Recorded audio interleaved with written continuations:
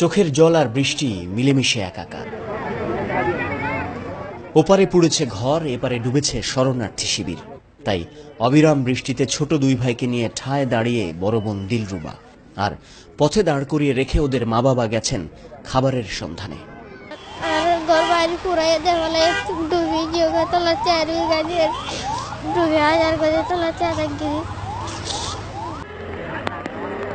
বন্দুকের মুখ থেকে লাখো জীবন ফিরে এসেছে ঠিকই, কিন্তু সে জীবন যে টিকিয়ে রাখাই দায়।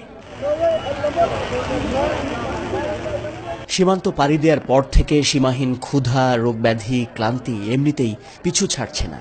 তার উপর আবহাওয়ার এই বৈরিতা আরো কঠিন করে তুলেছে বেঁচে থাকার যুদ্ধটাকে।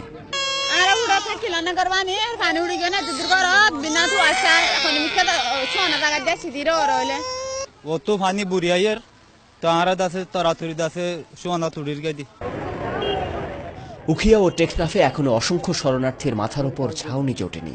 তাই পথে ঘাটে প্রায় প্রতিদিনই বৃষ্টির সাথে এই অসহায় আলিঙ্গন। এটি কক্সবাজারের উখিয়ার কাস্টমস এলাকার একটি শরণার্থী ক্যাম্পের পাশের দৃশ্য। এই যে ভাঙা বাঁশের সাঁকোটি দেখা যাচ্ছে, এটি পার হয়েই শত শত রোহিঙ্গা এপার ওপার যাওয়া আসা করতে হচ্ছে, কারণ ওপারে তাদেরকে যেতে হয় তাদের ক্যাম্পে থাকার জন্য, কিন্তু সেই ক্যাম্পটাও বৃষ্টির পানিতে ডুবে গেছে। এবার দেখা যাক বৃষ্টিতে শরণার্থী শিবিরগুলোর ভেতরের মানুষেরা কেমন আছে। বৃষ্টির তোড়ে খুলে গেছে কোনো কোনো পলিথিনের ছাউনি, তাই থাকার জায়গায় জমেছে হাঁটু পানি। রান্নাবান্না বন্ধ করে না খেয়ে বসে থাকতে হচ্ছে অনেককেই।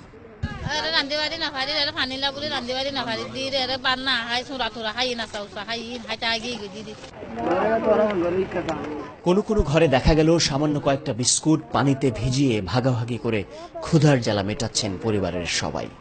বিস্কুট কাটতে আর কিছু খাই নাই, কিছু খাওয়া নাই, রান্না বাড়া করি নারি, জ্বালি নারি।